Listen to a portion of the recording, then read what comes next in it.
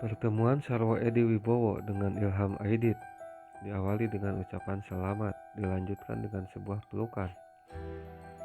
Publik mengenal sosok Sarwo Edi yang merupakan tokoh penumpas Partai Komunis Indonesia, sedangkan Ilham Aidit adalah putra DN Aidit, gembong PKI. Sejak awal Orde Baru, publik diberitahu bahwa dalam gerakan 30 September 1965 adalah PKI yang berupaya mengkudeta pemerintahan RI. Meski sejak era reformasi, berbagai versi berseberangan bermunculan, nama Sarwo Edi tidak lepas dari penumpasan PKI di Indonesia. Ia memiliki peran yang sangat besar dalam pengganjangan pemberontakan gerakan 30 September dalam posisinya sebagai Panglima RPKAD atau disebut Kopassus pada saat ini.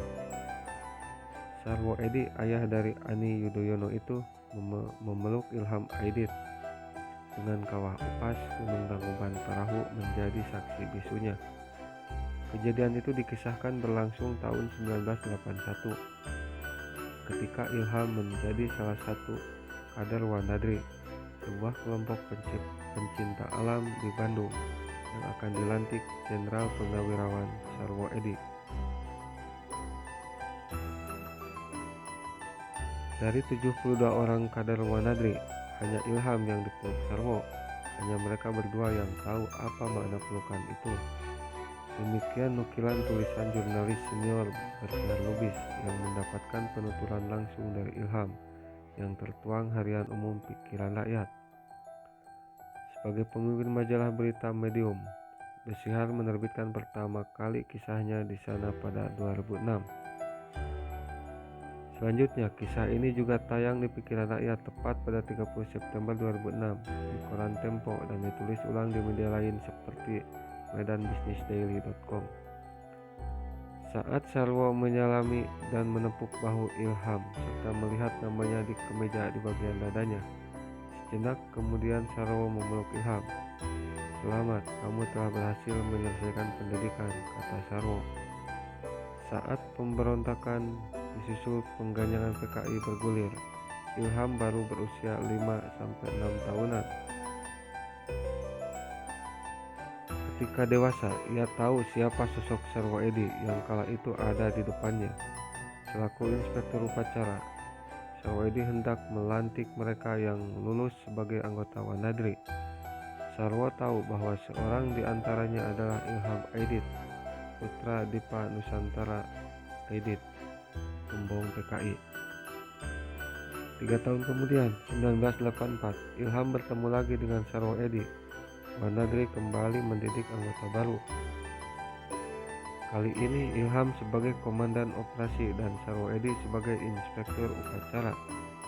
Upacara dimulai pukul 7 waktu Indonesia Barat, tapi pukul 6.00 WIB Sarwo sudah datang. Sarwo memanggil Ilham dan mengajaknya berjalan ke balik sebuah tebing di Kawah Upas, Gunung Tangkuban Parahu. Ilham gugup dalam pertemuan 10 menit itu.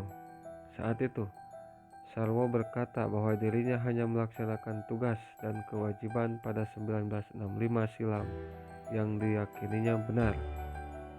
Tapi setelah peristiwa itu, kata Ilham, Sarwo sadar bahwa yang dilakukannya itu salah. Ilham terpana. Sarwo mengulurkan tangan dan tangan Ilham gemetar.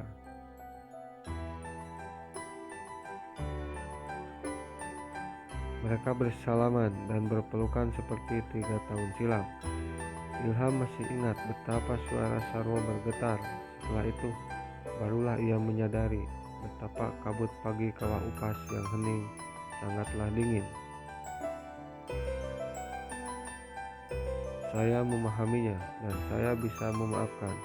Itulah kejadian paling penting dalam hidup saya," kata Ilham. Sejak itu, Ilham makin sering bertemu dengan Sarwo Edi. Selain sebagai anggota kehormatan Wanadri, Sarwo juga adalah narasumber dalam pelatihan untuk Esprit de Corps untuk kalangan Wanadri. "Saya makin mengerti beliau adalah seorang yang sangat setia kepada Korps," kata Ilham. Keakraban Sarwo Edi dan Ilham berlanjut meski tidak bertemu lagi. tampak pada saat sebelum pemilihan presiden putaran terakhir pada 2004 lalu. Ilham mengikuti silaturahmi yang digagas oleh Dai Kondang Agim dan bertemu dengan calon presiden Susilo Bambang Yudhoyono, menantu Sarwo Edi. Ilham datang bersama teman-temannya dari Forum Silaturahmi Anak Bangsa yang terdiri dari anak-anak korban G30S, DI, dan sebagainya. Dalam pertemuan di pesantren Agim, Ilham membisiki SBY tentang pertemuannya dengan Sarwo pada 1981 dan 1984 silam. SBY memberi respon positif.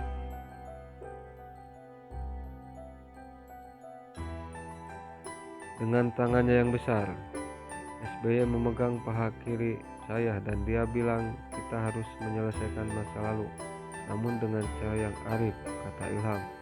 Ketika itu, kata Ilham, SBY yang berbaju batik dan berpeci diapit oleh Agim yang bersorban, sementara Ilham yang mengenakan kemeja lengan panjang.